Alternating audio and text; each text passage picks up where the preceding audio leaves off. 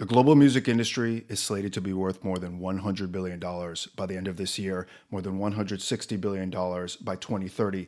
That's according to some very bullish estimates coming recently from Goldman Sachs. Big numbers, gotta love it. But baked into these projections is the assumption that the music industry is going to get a lot better at capitalizing on fan engagement. So this is the whole superfan economy we keep hearing about. But what is the superfan economy? Why is so much money being put into it? So much attention, so many realignments happening around that. Exploring this important topic is Noah Ittman, who has assembled a panel of experts in his upcoming discussion, Beyond the Hype, the Economics of Superfans. Bringing this all together is our longtime partner, Open on Sunday. Great name. They're doing some wildly innovative stuff in the music IP space. So first, they're going to share a little bit more about what they're up to right now. Then we're going to jump right into the panel. Since 2018, Open on Sunday has provided catalog financing solutions for songwriters, record labels, producers, artists, and bands. We've purchased more than 100 catalogs during that time from notable names like blues legend B.B. King, Songwriters Hall of Fame inductee Liz Rose, R&B great Keith Sweat, and hip-hop icon Ghostface Killah. At Open on Sunday, we buy both publishing and master recordings of all sizes and genres and pride ourselves on efficiency and certainty of close. We also allow the seller the flexibility to structure their own deal. Rights holders can sell either all or a percentage of their catalog. And because we understand that music is personal, at Open on Sunday, we offer a unique buyback option, giving the seller peace of mind that they can always buy their catalog back down the road. So just how much is your catalog worth? Sign up now for a free valuation at openonsunday.com, your trusted partner in catalog finance. Thank you guys for joining me. Today we are talking about superfans and the economics surrounding them. Just to kind of break the ice and get to know everybody a little bit, I'm wondering if you could tell me your name, title, tell me a little bit about what you do, and someone who you're a super fan of. I can start. I'm Noah from Digital Music News. I'm a super fan of the Electric Light Orchestra. Joe, maybe we can have you go next. I'm Joseph Perla. I'm CEO of Hangout, and I'm a super fan of the old Kanye, my beautiful, dark, twisted fantasy. Excellent. Thank you. And then will you move on to Steve? Yeah, hi, I'm Steve. I'm the co-founder and co-CEO of Be My Friends, and I'm the super fan of English Premier League. I was a soccer player in 20 years ago, and I love soccer and I played a lot, and I love passionate about the music too. Thank you. I love that. We're getting a little bit of diversity with entertainment here. Greg, how about for you? Yeah, I'm Greg Spils, the COO of Open on Sunday. We finance catalogs of all sizes for rights holders and provide financing options. And my background in and around superfans is as far back as Rhapsody many years ago. I was doing some superfan work with Jay Sider at Bandpage, where we were targeting users that were having concentrated listenership for certain artists. And my favorite, or I'm a super fan of the Hold Steady. Excellent. Always love the Minneapolis representation. And then moving on to Ryan. Ryan, can you introduce yourself? I'm Ryan Starr, co-founder and CEO of Stationhead, and definitely a super fan, bringing me back to my youth and where it all started, I would say, of Pearl Jam.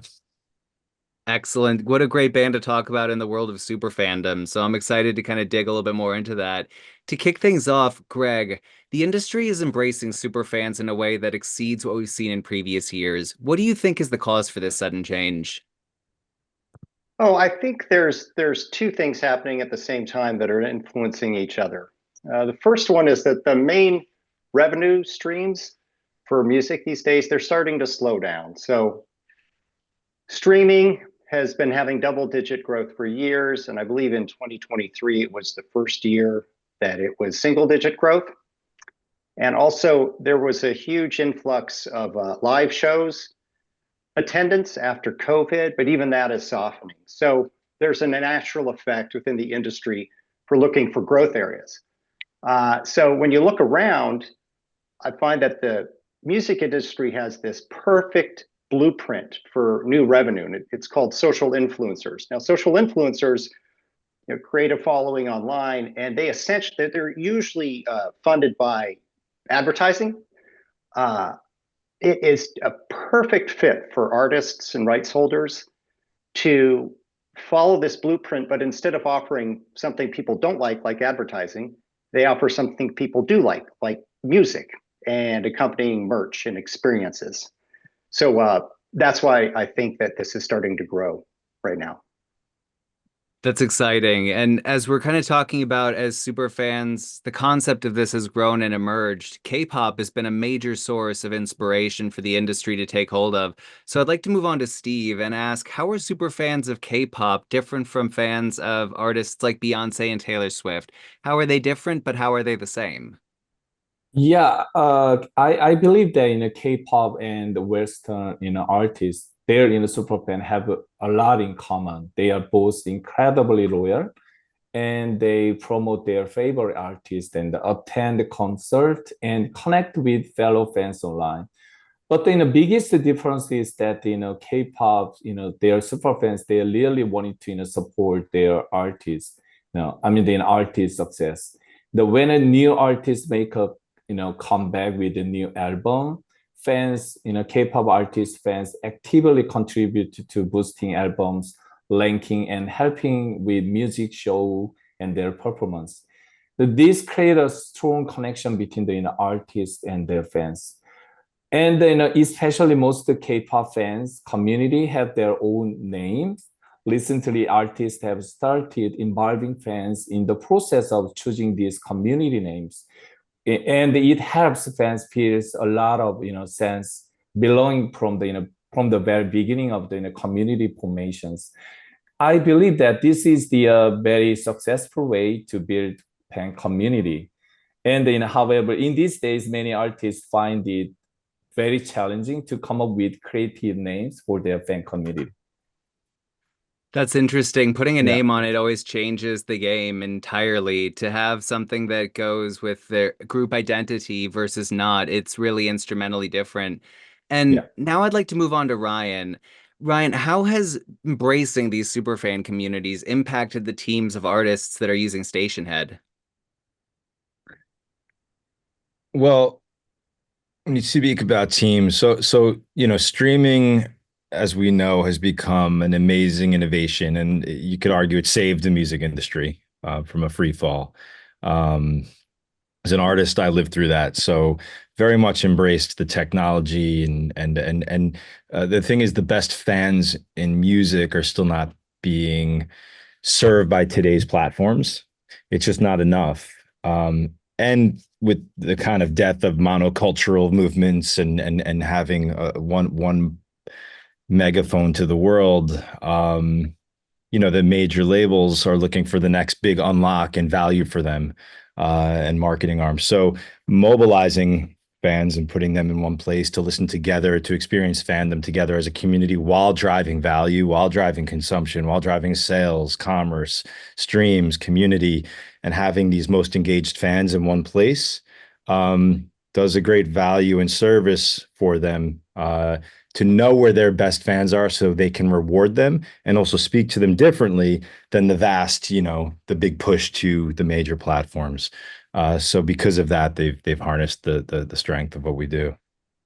That's really exciting. And while we're talking about the world of super fandoms, I would really want to also focus on how music gets to that point, which brings us into curators and influencers. And Joe, I'd like to ask you about this. What role do the curators and influencers play in the superfan economy, and how can they leverage Hangouts? Yeah, so Hangout is focused not just on super fans, but fans, amateur fans, micro fans. That means we're targeting billions of users who are just hanging out, listening to music with their friends. Some of them are influencers, curators, or wannabe curators and influencers, which means they pick music, their friends listen, maybe they're more than their friends listen, their friends of friends they're strangers, and everyone's just sharing music, hanging out, having a good time. It's not about even about super fandom or big communities. It's all about millions of micro communities where people come together to listen to music. That's really exciting. So there can be multiple different communities for one artist that may kind of interact with each other differently based on the influencer in there. That's really exciting. That's a really Yes, smart exactly. way of leveraging the kind of expanding footprint of fan engagement. I'd like to bounce back to Greg for a question. How can new artists have an advantage in gaining virality through new tech platforms? Well, we all know the phenomenon of TikTok. And by the way, following up on what Joseph was saying, I mean, just the mere fact that there are these new innovative companies out there like Stationhead, Hangouts, and Be My Friends, that to me is proof that this is a growing trend that the music industry and fans at large are embracing. We know that there's TikTok that can have a large influx on exposure. You know, if you work through, it's a lot of people try to do that. It's challenging to raise to the top, but that's a huge trend these days. I personally would recommend that people they try to develop their presence on TikTok, but they don't put all their eggs in that basket. I mean, it's all about followers on some of the major platforms. Because when we're looking at a catalog and valuing it, we do look at the different platforms, the monthly listeners, YouTube views, TikTok views, and what we're generally trying to do is see if there is a consistent returning group of people that can continue to support the artist and therefore support the revenue going forward. That's really interesting. So it sounds like platforms like TikTok and other short form video placements are a good encouraging sign for you as a catalog Yeah, acquisition firm, but not the end all be all. You look at things much more holistically. yeah, totally. Yes, exactly. You know, maybe better said, it's a great bootstrap if you can get exposure, but it really depends on after you get some exposure on one of these platforms if you're able to sustain listenership. So we tend to look at these spikes and then look at if there's a trailing listenership that and devoted fans are basically sustained, you know, for 1 to 2 years. Again, TikTok, I think, is great at bootstrapping when you're really new to the industry, but then you need to focus more, in my opinion, on streaming and having people monthly active listeners. That means people are adding you to playlists. Obviously, they're reaching out to play your music independently, and it's not just about a trend. It's not just about a fad, I should say. It's about a trend. The demand component. And that's Yeah. where there's some really interesting leverage points from these other fan engagement platforms that we're talking to today. And it also brings in a really interesting question because with TikTok and other UGC platforms, oftentimes artists themselves are not managing those accounts, it's their teams. So, to that same effect, Ryan, I'm curious if you have an artist who really wants to be hands off but still leverage the value of Stationhead, what would you recommend? Are there team members that can kind of step up? Do you think it's better if the artist is directly involved in all cases? I'd love to get some of your insights. Being an artist, I was handed the tasks of, hey, more content. Now you got to go on this platform. Now you have to go on this platform. So much of it is incredible, whether it's TikTok for discovery or Twitter for, or X for communication. But at some point, it got exhausting. And then the idea of doing something else was just another almost distraction from what I would do to my core, which was make the art, make the music, right? So being very empathetic towards and understanding another thing to do. We put into the DNA and how we approach teams and things like that. So, there's the obvious anniversaries, birthdays, all that fun stuff where you can mobilize people around certain events. And then there's asynchronous happenings because live, as so many of us in this room would know, live is a hard thing to do. It's kind of magical if you could figure out live in this day and age. Everything is very much on demand. So with features like voice notes and drops from artists that are on their clock, it's powerful. In the end, though, when you're talking to the super fan, and I know that's kind of the angle today, the authenticity wins, right? And Mhm. most artists, although you're feeling this like pushback now, and I think it's such a healthy pushback that we haven't corrected since Friendster, or actually MySpace, since MySpace kind of made us all just like you, and just, you should be able to hang out with Fall Out Boy whenever you want. I remember this happening, and it kind of redefined an artist fan relationship, and overall for the positive, and it humanized everyone in a certain way. But you are seeing a pushback here now, people saying, what else do I have to do? I have to do so much, I just want to be an artist. That being said, this particular audience we're talking about here, they do require the authenticity. They do want the actual connection. And the cool thing is that the artist in the end wants to connect with those people. That's who they actually signed up for when they started their careers. So it's nice to put them in one spot versus this maybe, who are these people out there?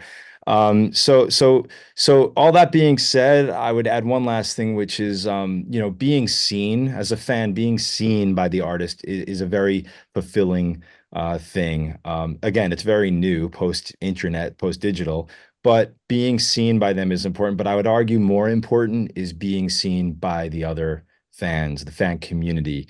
And when you mobilize these fandoms, globally, or they could unlock goals together. They can do powerful things like a grassroots organization. They could really move mountains and do things. So collectively, they can be seen with a light lift from the artist in that sense. That's really interesting to see the perception of how the other fans are viewing you versus the artists kind of shouting you out, which both are valuable, but in terms of the status of the platform, being seen as a high-ranking fan is a little bit different than getting that initial shout out. But while we are kind of on this subject, I'd like to transition over to Steve, as he's been able to be in a founding role of one of the most successful acts of the past couple decades, BTS. And they were really focused on leveraging that fan engagement community. So I'd love to know, Steve, from your perspective, how that community really impacted the growth trajectory of BTS. Yeah, actually talking about BTS and ARMY is always a little bit tricky because they are so passionate and they are huge and they are very unique. But from my experience learning the Weavers and as an ARMY myself, I think their BTS success is largely due to their close relationship with ARMY.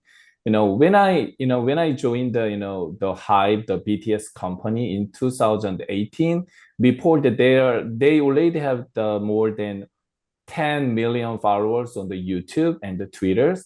But at that time, they cannot see any kind of, the, fans information about it because they didn't provide any kind of information about, their followers, right? So we discuss a lot in how to, we can get together all the, super fans from around the world and how to make it happen. So I believe that the army they are widely use their social media channel to boost the BTS, and at the same time they make the all the business happens, buying the albums and the the some of the the shared contents for the wider market, and so I believe that Army is so super active and they are organizing projects like charity donations and the streaming campaigns. It is very unique and it is so special because they feel like their efforts, they are affecting all the around and the musicians. So they feel like they are the same with their artists. I mean the BTS. Because of their fan engagement, BTS has broke down language and the cultural barriers, and they topping chart globally. And I think it goes beyond the music because BTS and their fans address many social issues and spread positive message, both about love yourself, something like that, those kind of campaigns. So the army, they are super supportive and they are the one of the best example forming the fandom business in the K-pop. They've certainly set the blueprint, and it's really interesting to follow it. And you and Ryan both touched on something that I think is really remarkable, which is being seen by the artist that you're a fan of. It's so meaningful. And at the same time, there is more discussion on the psychological health of our artists that we appreciate. And there are some artists that are really making that well known. And I'm curious if these platforms are a bridge towards safer fan interactions that are more psychologically positive for the artist. I only know what we know on our end, and something we hear quite often. But being that Stationhead is only voice, I think right out of the get-go that releases a typical kind of pressure and lift for people to go on camera. As authentic as that could be, seeing someone's face.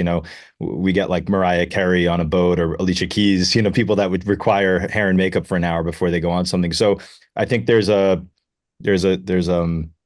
about that. There's something a little more, it's strangely vulnerable, but also protected at the same time when it's only your voice.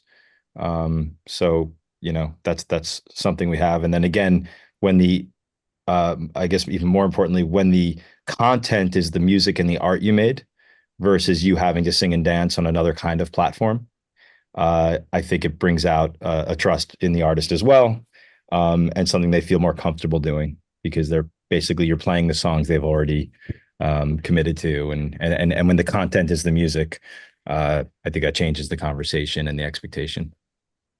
That's really interesting. And it also brings me into my next question, because while you're there during the engagement, you're able to capitalize on this fan growth. But Joe, I'm curious, after an engagement has ended, for example, after Greta Van Fleet's Hangout, how do you capitalize on the fans who attended that Hangout after the event? Yeah, so we've had a lot of shows from artists like Greta Van Fleet, and we offer the opportunity to post links to surveys and where users can put in their email addresses and information so they can provide that directly to the artists' marketing managers. We also have features where fans do follow the artist on Hangout. So just like on Instagram, you can follow an artist and their short clips and their images, you can actually follow an artist when they're live in different Hangouts, when they're live and playing different songs, and then send out a beacon notification to tell the listeners and the super fans and the fans and the micro fans, hey, let's come tonight, come Friday night. The artist is doing another show on Hangout. And that's really, really fun and really interesting. So you're capturing data for future remarketing of e-commerce album drops. And I'm guessing if you're an artist manager and you know that there are fans of Greta Van Fleet who might also like another band that you're managing, you'd be able to leverage that data as well. The user is offering it through that survey link, and so our artists can do what they want with that under their local privacy laws. Yeah. That's great. It's really good to be able to leverage that data, especially in the age of UGC, where you essentially own nothing and you gain nothing. So I think that that's a very important feature to highlight. And I'd like to move on to Greg for a question that kind of brings us into a different direction, because a lot of people think about superfans as something that you need to have a lot of hits for, but that's not really the case. Some of the most successfully driven or superfan driven artist groups don't have a ton of hits. Greg, how do you get into this position if you're an artist? Uh, it's a good question. There's no silver bullet here. Maybe I think a good example of a band that everyone's heard of, but they don't have tons of huge hits, or Kiss and the Kiss Army. It's interesting, by the way, that Steve, of course, has the BTS Army. It's such a great name for a fan group, and we've heard of Swifties, uh, Army. Pearl Jam has their 10 Club. So I do think that also relates back to what Ryan had said about it's not just about the artist to fan connection, it's about that fan to fan connection. So to answer your question, what Kiss did originally is they created this culture around being a member of this army, less about if you're going to meet Gene Simmons and more about, are you going to paint yourself up to look like him? And then are you going to be able to look like him more than the other members of the army that are showing up dressed up as Gene, or I'm blanking on the guitarist's name. Help me out right here, Ryan. But that created a culture so that fans were interacting before the shows. And so I do think that where you can be more than just the music, or at least capitalize on the music and your theme, as Taylor Swift does with her story that she's been telling over decades, so people relate to her. And then when you're a Swiftie, you almost can identify with another fan as having this elevated sense of empathy, and perhaps not a great track record with relationships, but that's a I'm not sure if that's the case with all Swifties. I'm sure it's not. So that's what I would do, is I would also not just have that connection with the artist, but try to create a culture around the fan to fan connection. Greg, I gotta just chime in for a second with my backstage, Please. my Kiss laminate. There you go. From when I first big breaks when I was just out of high school, we got to open for Kiss in an arena in Prague, and I will tell you, plenty of people got to meet Gene Simmons. There was a Oh, that's great. bus worth of people headed to his hotel to meet. And and a lot of them were dressed up as him, right? Yeah, these were dressed a little differently, and then of course, got to shout out my army, the Star Fuckers.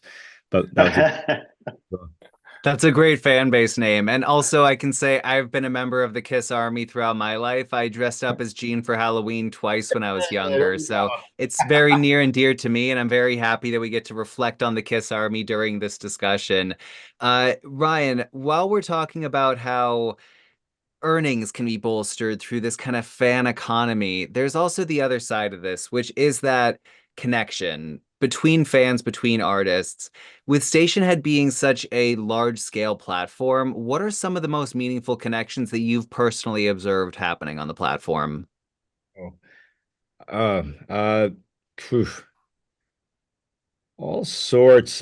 Some things come to mind right away, which is like as an artist, once hustling a pocket full of demo tapes backstage, to meet people. There was a moment Cardi B played an unsigned artist that went on to get a deal just right there in front of all of her best fans. Oh, wow.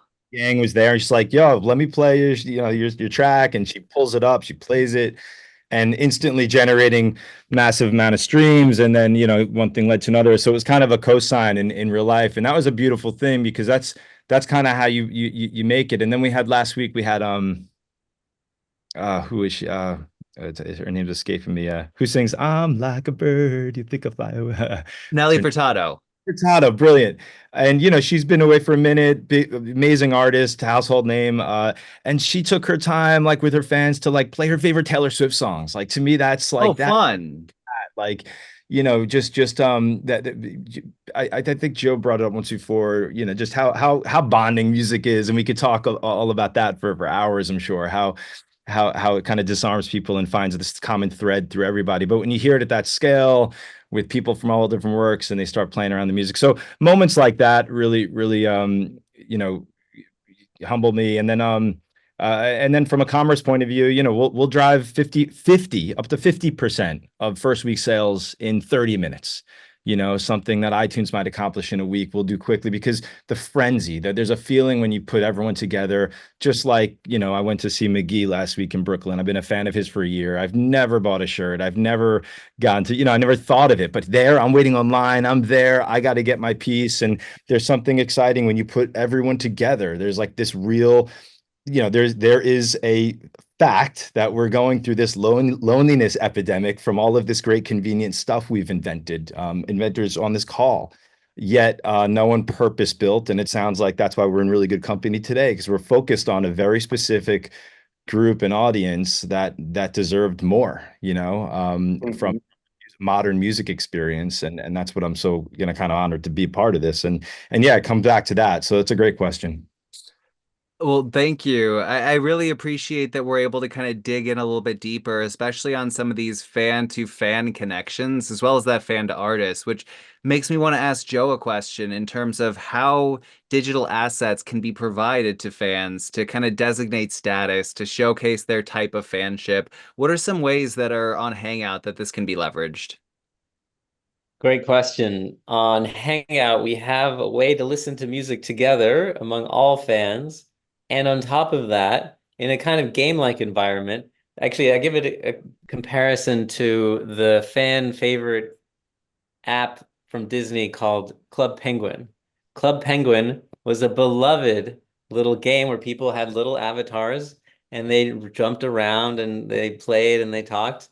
And so we've created an experience that's as fun as that. Plus, it has the community building part of music. And when you have these avatars, it means that when we create a social experience around music, we can also have the artist represented on screen as a full avatar with a head and with a body that moves around and dances and jumps around. It also means that we can have, like, if Kiss if Kiss is revived and gives avatars, if a Kiss revival of the avatars, we can actually sell Kiss avatars. So now you can embody, just like you had the Halloween costume, you can actually costume your Kiss avatar throughout the month or year you're on Hangout to your friends, show it off socially, and now you're in this virtual space as your favorite bands, and it's just super fun. And by selling these assets, we give a ton of that revenue to the artists. And that's just really, really opens up a whole new channel that doesn't cost anything in inventory and just gets the artist a whole new way to connect with their super fans, micro fans, every fan. It sounds like it's a really straightforward and fan positive way of creating those kind of, I don't want to say digital assets in the NFT bucket because NFT has become somewhat of a bad word in the industry, but you're leveraging that same capability while keeping it limited. You're not able to just take an avatar and use it. There's a certain code in the game that you're not able to have that avatar unless you were there as part of the event. So I think that's really interesting that you're able to leverage that.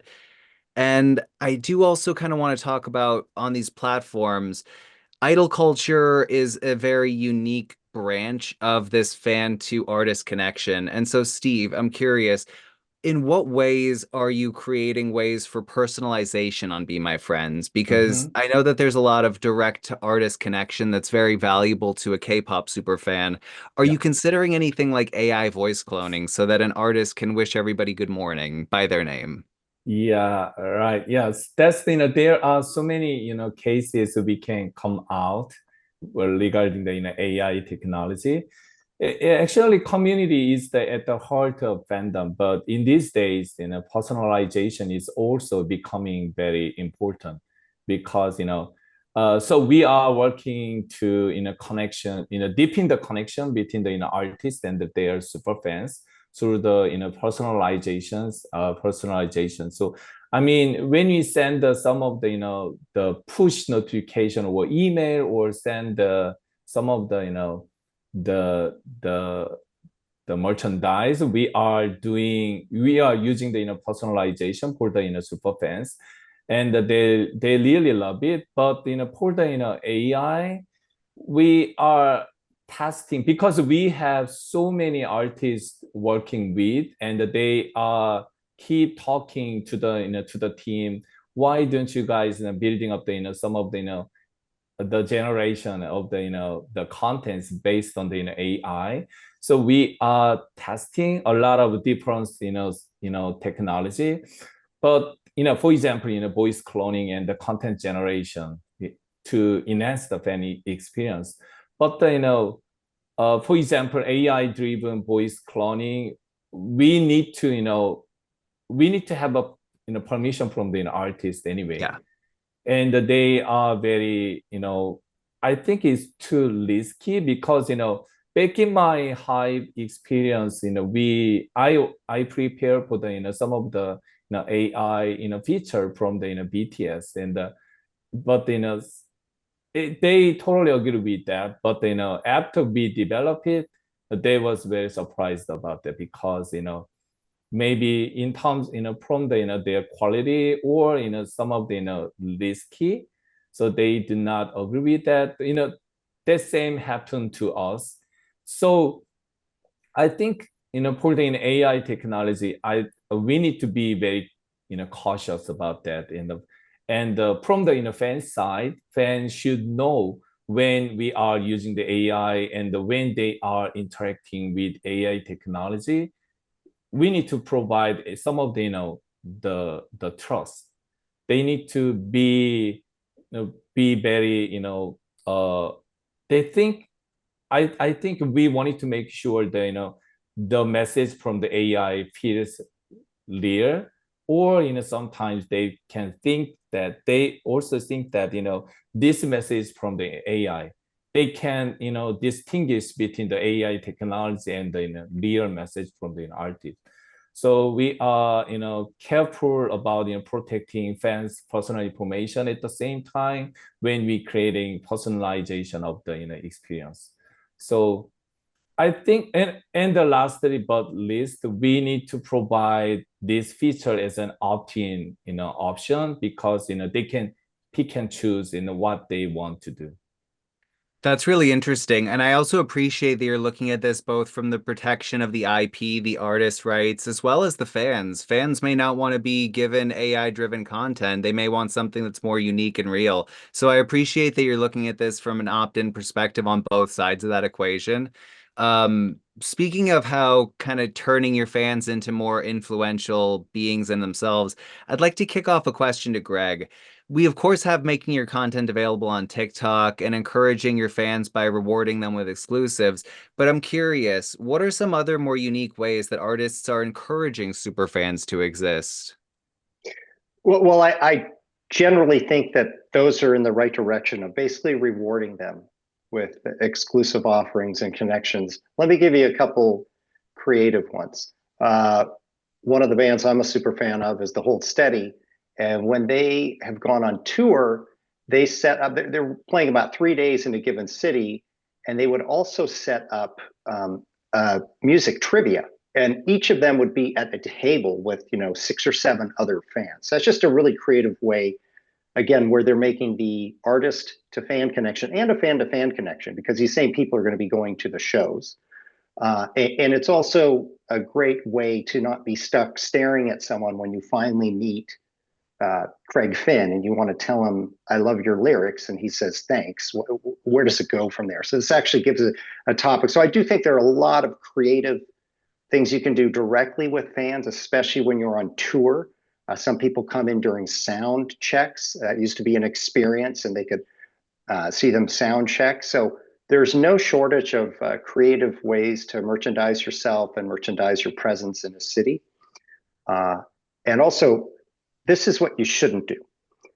There's when we look at catalogs and their value, recently, I won't name the artist, but they had an incredibly fragmented social network space. So not only did they have a website, and of course they had a Facebook channel that was generally dead, but the Instagram was going strong.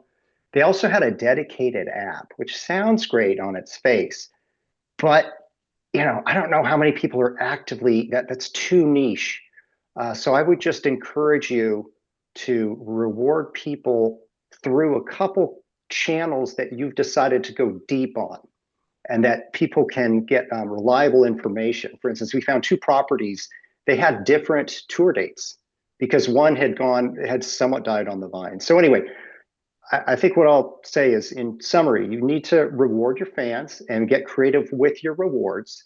And then don't try to boil the ocean on all the connections. Narrow it down to a couple of them, including some of the products that these innovators have developed today, and go deep on those so you can manage them and you can focus on your art and not just your digital presence and all of the work that requires. I think that's a really interesting answer. And I love the example of the Hold Steady, creating that in-person experience. I know I have a friend of mine who I'm very close with who goes every year to a Dave Matthews retreat in Mexico that other super fans are attracted to. And thinking about these more meaningful kind of one-offs are really interesting. I've also been really intrigued by the Sabrina Carpenter and Spotify partnership, wherein the more fans, the more you listen as a fan, the more of premier access you can have to ticketing. So a lot of kind of interesting ways for companies to leverage that, both through existing technology as well as platforms like all of yours. Let me add something to that, Noah. So it's interesting you bring up Sabrina Carpenter and Spotify. So there are artists out there. We talked about Pearl Jam 10 before, and they've had to create these exclusive offers on their own properties, and they've had to do their own thing.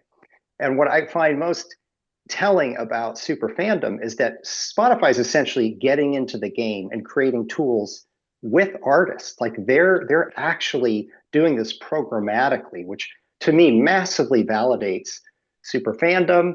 It also shows that companies like Bandpage that were nascent about 10 years ago, everything they were trying to do is starting to come to fruition. It's totally validating for all artists that you're actually getting support from the retailers like Spotify. That's so interesting. And also, it just shows a great level of growth among the DSP markets.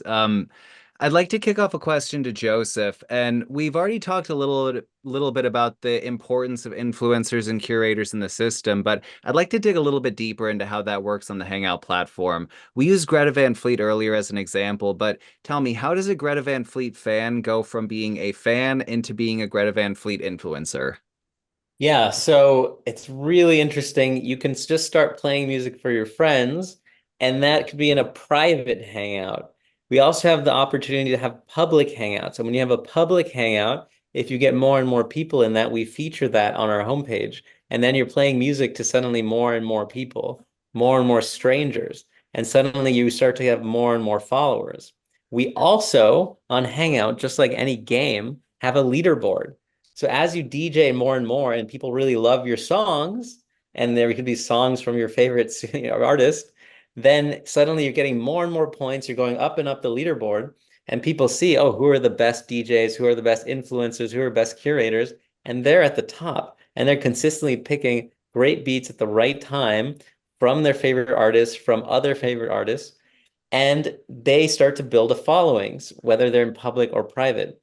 So people can go from being a just normal fan, and then they suddenly can become an amateur DJ, even a pro DJ, just kind of rising up the ranks. And we just create a whole community to do this.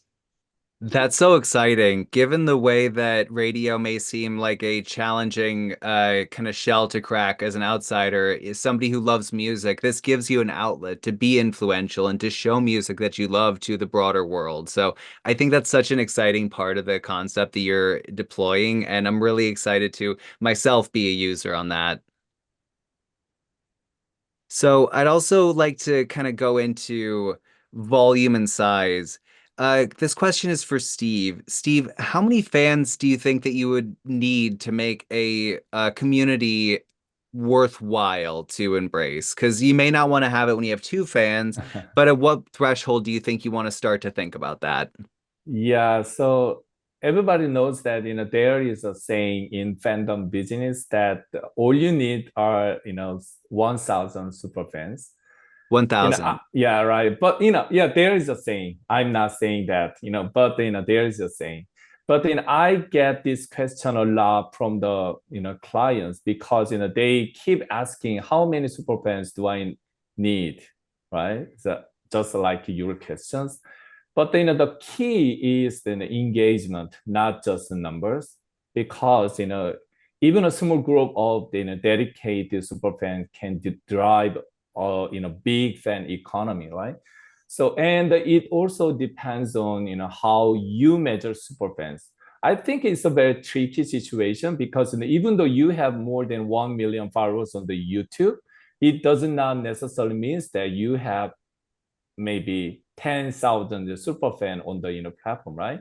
So the social media followers numbers doesn't always reflect super fans because many followers are deeply engaged, right? They are just some of the viewership. They are just link click the following button to like your one of your contents. So for me, better indicator for the super fan is the number of people who are buying your albums and attending concert or joining paid membership or something like that. So you could even directly ask your fans, are you a super fan or not? Yeah. So you can measure the anyway you need to measure your size of the super fan, right? So But I think as I told you, 1,000 superfans, with the 1,000 superfans and more than 10,000 superfans, there are many, different situations that you can do with your superfan. For example, with 10,000 superfans, you can offer exclusive contents and early access or something like that, because you cannot, create a merchandise based on the, less than the 1,000 superfan. But still, you can, if go to your tour anyway, you can prepare for the merch. But with a few thousand super fans, you can provide more personalized experience, like fan only event or subscription contents or something like that. But if you have more than 10,000 super fan, you can build a robust super fan economy with for example crowdfunding or an exclusive membership, and even fan-driven creative project from the fan side. So I believe that depends on the size of the super fan. You need to prepare for the fandom business based on the size. That's a really interesting answer. So I really appreciate that you're giving us insights on what kind of the industry says versus what you personally believe. And instead of looking at the bare minimum of fans to leverage, it's about how you leverage that number of fans. So if you're an artist that has only 1,000 fans, 1,000 super fans is insanely powerful because that's everybody is super engaged. If you have 10,000 super fans, you might be able to offer more exclusive drops and merchandise and events. It just kind of gauges what your strategy looks like. And on the note of strategy, Ryan, I'd like to ask you a question in terms of strategizing for a streaming party. Do you think that it's best to have these scheduled, planned, or is it better to have them as kind of a spur of the moment? You're a fan, you happen to see it, you can jump into it, and it feels more kind of a random occasion. Do you feel that there's a better or a worse scenario, or is it really just kind of each artist has their own take on it? There's probably two sides, right? Like, so, I only know what we know here at Stationhead, but 95% of our consumption is happening without the artist there, right? So in those cases, I would point to, let's say, the Barb's, Nicki Minaj super fans, that I think there's like 6,000 channels, to Joe's point about micro influencers, that add up to about 1 million, subscribers, right? Wow. And that's Barb's Chile and Sweden, like all that small adds up. And then there's the event, then there's the release week. That's when, like, that's maybe when you want to bring them all to front because the artist will be there too. And then with more lead time, inevitably we'll have better success. So it's important now to be like months ahead on release schedules. That being said, a lot of artists like to drop things last minute. So it's about having them there when the artist isn't. That old model that you need the influencer to go get the people. We weren't lucky enough to have the money to go buy influence, these stars, and so instead, by building it for the fans to give them a place to listen together and have experiences together, without the artist, makes it really fulfilling when it is time to give a push, because they are all there mobilized already for the artist just to jump into their world, versus vice versa. And that was like a big moment when remember Cardi B came on for the first time on Stationhead, and she said, and the fan said, "Hey, welcome to our channel," right? And that was like a flipping on its head, that you would need the star themselves to bring everybody to the party.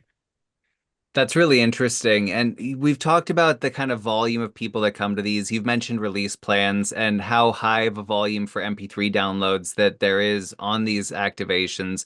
And I think it's noteworthy because we saw over the past 3 years, Universal Music Group earned more than double from permanent digital downloads than they did from TikTok, while TikTok is at its peak of popularity and downloads are a little bit more of a super fan product at this point. So to see that the monetization is still so much stronger among this than it is on the most profitable or the most densely visited UGC platform currently, I think is really interesting.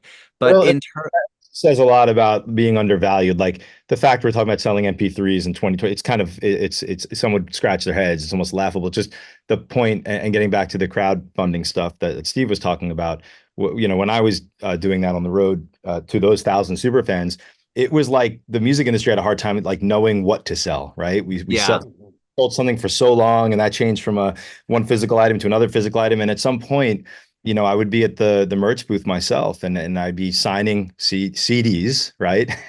And I would literally, and you've probably read these stories by now, but for me, it was very real. And it was, I would see these kids, take a picture with me, do the signing, put the booklet in their pocket, show all their friends the picture, and then literally chuck the CD, chuck it in the garbage, right? Wow. And all of that to be said, that we might still not know what we're really selling, and we talk about experiences, and that's great, but it was only a short time ago where that looked like a desperate move, right, for artists. And again, I think the biggest thing at play here is there is this death of monoculture, and now the artists, being their own leaders of community, are finally embracing that and saying, this is my audience, and that's who I could build for and have longevity with.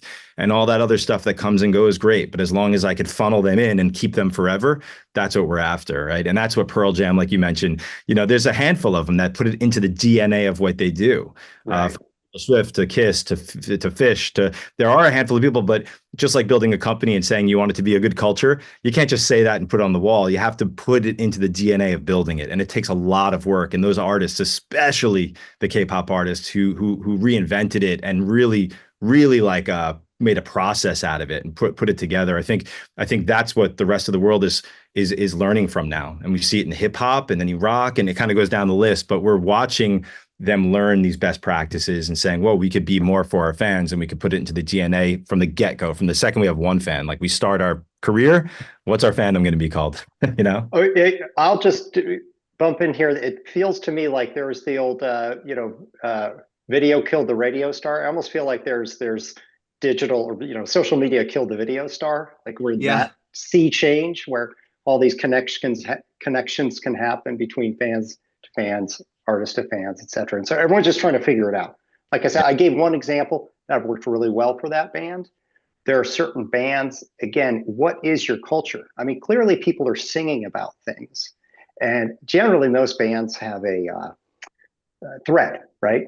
Like, the Idols is, we all know the Idols aren't big fans of the monarchy. I'm sure they could make a culture around it if they wanted to. That's so interesting.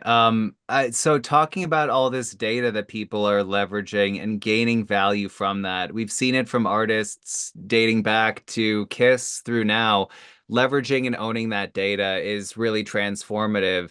Steve, how do you enable artists to leverage data from your platform? And what are some actionable insights that are given from Be My Friends that can be taken advantage of? You mentioned BTS as an early example. I'd love to know how artists are leveraging your current platform in the same way. Oh, you're muted. Oh, yes, good question. So for me, for the BTS and for the Be My Friends clients, I think the how they can find their super fans, because there are tons of metrics that they can have, but the problem is that they how to figure it out of their super fan, right? So for the Be My Friends, we are we providing such data analytics tools named data labs, and that the tools empower artists and their teams to make the most of the fan data, because we provide all the analytics based on the fandom engagement metrics. For example, how many super fan be engaged with their contents, contents based, and at the same time they can combine the data from the contents, but at the same time combine with the survey and polling, so they can combine and they can use that the data, those data at the same time, so in that they can reach, in that they can try to some of the marketing campaign for them. So I believe that this kind of combination from the each of the data, they can make it the use of the their fandom data. But for the segmentations, when we develop data analytics tools, we think we need to we need to analyze more and more data. But then our clients really love the survey, because they just wanted to ask a very simple question to the their super fan, and they can see what's happening from the fan side, right? But for the engagement tool from the based on the data, they really like some of the reward, because we have the reward tools based on the from the data tools. So it means that when you create a new segmentation from the data, you can easily drop the new reward to the superfan, and that they can see what's happening with the reward. So, for example, does the superfan open the reward or something like they did not open that, so we can see the engagement activity based on the data. That's really interesting. And with surveys also being such an important part of Hangout and how artists can leverage that, I'm really curious what from surveys that you guys have conducted after events or just from your best practices, how do you recommend promoting an event? Let's say you're doing one with the artist, not necessarily a listening party that's fan to fan. What would you recommend in terms of how to promote this, how to get your fans onboarded for an activation that you're doing? Yeah, so always say it's so easy to use Hangout. It's easier than Instagram. You can do one today in 10 minutes right now. And you know what? That kind of surprise is super fun, super easy. You can do it while you're on the tour bus, offhand, really easy. Also, if they're trying to plan an album release, you can just spend, I think one great recommendation is actually to do one event every day. That's really fun. It gets the fans to realize maybe they missed the first day, but then they come the second day and the third day and the fourth day. And what you do is you say to the artist, okay, promote on your socials, tell everybody, hey, the artist is going to be here one of the hangouts this week at these times. And you have a bunch of times so that everybody in every time zone has a chance. And you say, okay, the artist is going to pop in a random time zone, and you'll see the artist live in the audio chat or in the video chat. We have a Discord integration so that it's built into Discord. So, the 200 million Gen Z fans there can actually see the artist live or hear the artist and then actually be surprised. And so they can come every week, listen to that music album every single day, and then have a great time with just other fans, but then also be pleasantly surprised when the artist actually pops in as well. The Discord integration is super interesting. In terms of that 200 million audience that you're tapping into, how do you recommend leveraging that to its greatest extent specifically? So a lot of artists have Discord communities already with thousands of fans. And so we can easily pop in, one click, start a hangout in the Discord. Also, we can process a hangout that goes through a bunch of Discord servers, because as we all know, the artist has a Discord, but then also there's a fan run Discord about the fan. And then there's one in each city, in each country. So there could be 1,000 Discords about a major artist, and you can actually have a hangout that crosses all of them. Plus, it also works on iOS, web, and Android. So you have a hangout that really spans everywhere you are, everywhere the fans are, and it's just a click away. Again, easier social media than Instagram. You're meeting people where they are and you're making it easy. I would say that the barrier to entry is basically non-existent at this point. If you're an IP owner or a decision maker, this is something that you ought to be doing. Ryan, I'd like to kick it back to you because while we've talked a little bit about sales numbers, we haven't gotten into some of the nitty-gritty of it, and I'd like to kind of dig into that momentarily. For a large household named artists, what are some typical kind of merch numbers or download numbers that you see from a listening party? Is there anything that you could kind of glean from that, averages to expect? What are some of the KPIs you would look at for my sales speak?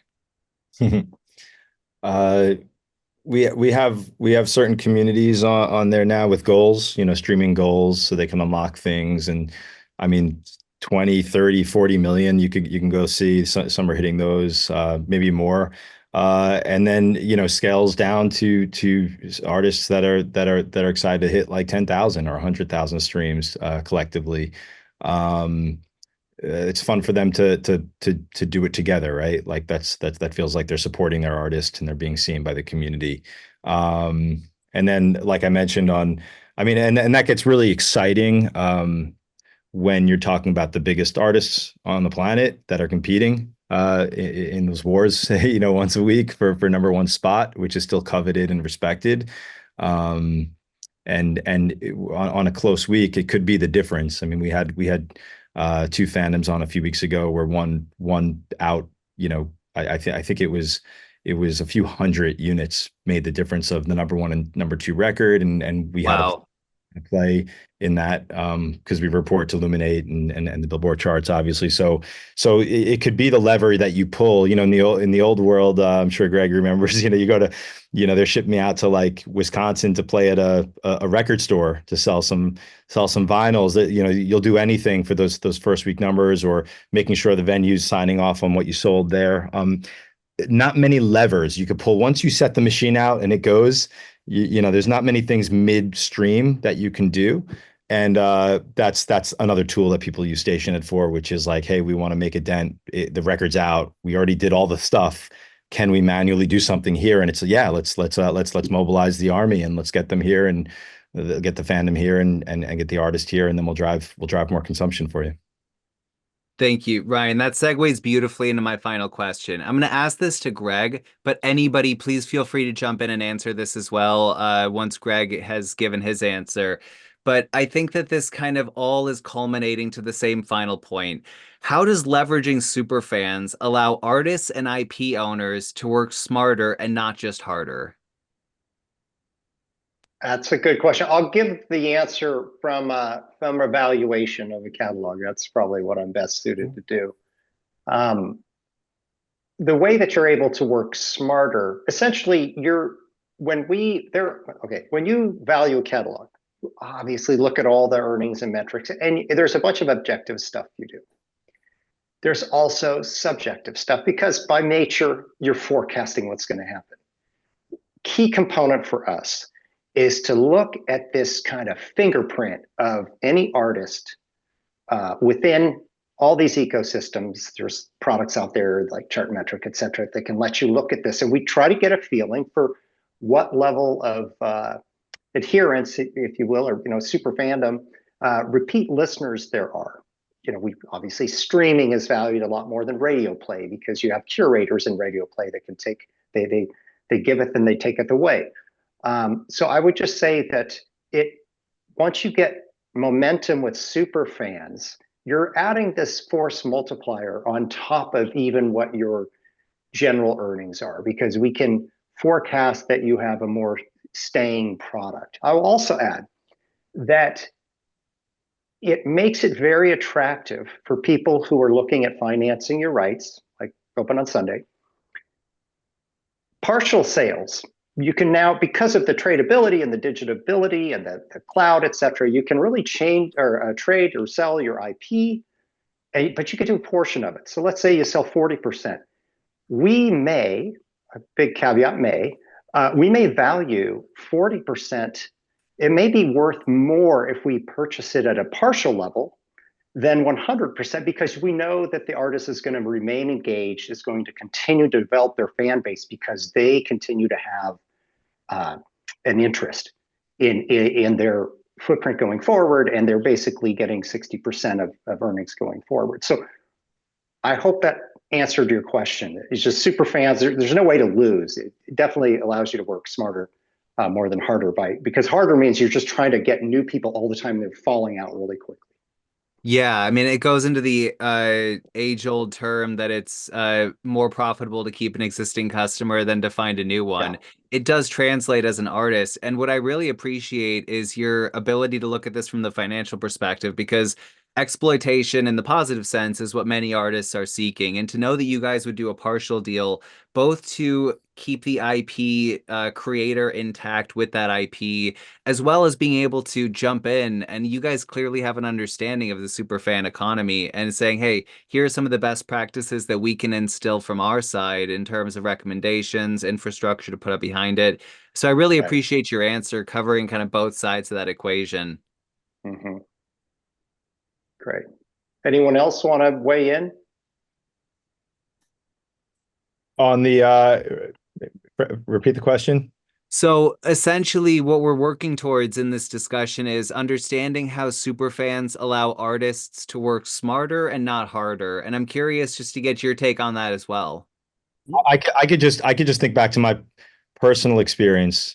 So about a decade ago, right? And the reason this time frame is important is because a decade ago it was almost looked down upon, like, oh, poor Ryan's got it. You know, I'd be out with maybe massive headliners, right? The superstar arenas and you name it, right? But I had the tone was, oh, poor Ryan's got to go out and hustle the fans, or go make his money, right? Go sing for his supper. These were big rock stars that had the machine working for them, and to do any of that seemed, not that they didn't have VIP lounges and stuff like that, but it just seemed very it almost seemed beneath them, like closer to my days of busking on the subway is what it felt more like when I had to go out to the fans and engage and make new fans, because that's why you're an opening artist on these tours anyhow, right? So they'd be partying and nothing about that, but oh, poor Ryan, blah blah blah. So that's where I really learned about engaging and making those true fans one at a time. First time since I had a mailing list walking around Mercury Lounge, when I was a kid. We handed over these mailing lists, and we handed over our customers to these big platforms that then disintermediated us from reaching them, right? This beautiful technology kind of was now a blocker. So I bring it up the time frame because now it seems like the biggest stars in the world and the biggest marketing teams in the world are also saying, where are these fans? Like, how do I engage them? And it does take work. It does take smart work, I guess, in that sense, right? Maybe not just blasting. I have so many artists who are like, look, I have a billboard in Times Square. I'm like, in my head, I know the vanity of this business. I understand that's a good thing, and that might lead to something else. But and that's great because maybe your grandparents, will be excited about that too, because that means something in their world, which is something, right? It might fulfill them. But minus that, we all know, like, what is that really doing, right? And then you look at someone like a band like Fish, right? I think they're monthly on Spotify. It's like dismal, like the numbers, like they would look like someone you wouldn't think is going anywhere. Yet they sell out like 20 shows at MSG a year, right? Wow. So we talk about smart versus vanity, I think, is a big thing too. Yeah. And Great now example. in the world valuing, not poo-pooing, that experience of, oh, you got to go hustle your fans. It's more like, whoa, you get to go make deep, long-lasting relationships with these customers that will never leave you, right? And that's the smart game, right? And I think that they still go hand in hand. Like those kids, those fans, they want to know you're a big star and you're touching things that they can't touch, so they can live through you. And I think they're, like we said, as a pushback on, they don't need to be just like you. I think that we've started to become rock stars again, and you see Chappell, all these people starting to push back a little bit. I like that. But being on the journey with them and being a part of that, we've said army a few times, is like a really important thing. And I think one more thing on the other side, you talked about the artist, smart versus hardworking, but I think from the industry side, there's also two things to note. One thing I noticed, especially, and Steve knows this better than anyone, and I've my total hats off to him and what he built and his experiences from his angle. But what I learned early on, again, you can't talk down to these fans. We call them fans, we call them super fans.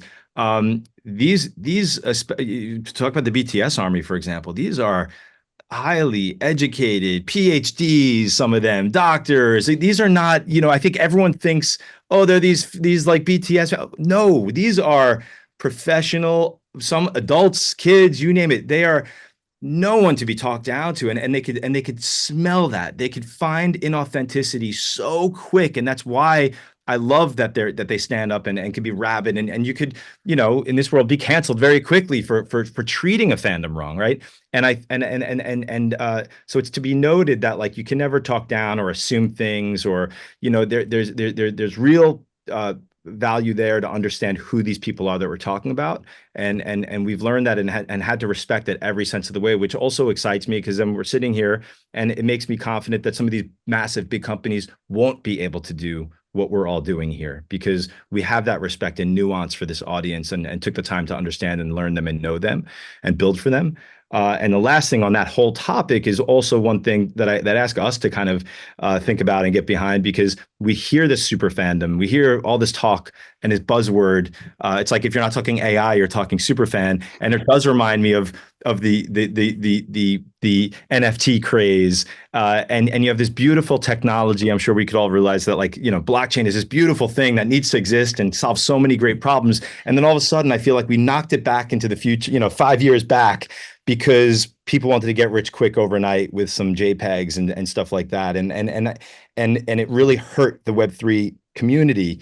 And I every day wake up reading another thing on fandom or super fandom or someone that doesn't know what it is, but they're a big CEO of a big publicly traded company talking about it and having a fireside chat. And I'm realizing they haven't lived what we live. They don't really understand it. And I worry for the sake of fandom that this doesn't just become more money to make from your fans, right? Because that's really what they're talking about when they talk about super fandom. And of course, there's money to be made. That's like how the world goes around. But when you start and lead with that as the point to why you're building it, it gets very dangerous. And that's what you'll see, I think, in a lot of these moves that a lot of these companies are making. Because of course, there's a lot of undervalued, undermonetized audience right now that they're realizing is huge. I think it's our job to grow that audience and make it so massive, and then overlay the economy there alongside it. But something to think about as you see every day fandom. I'm like, oh my God, this is a little almost too buzzy, because it's always been about the fans. Mhm.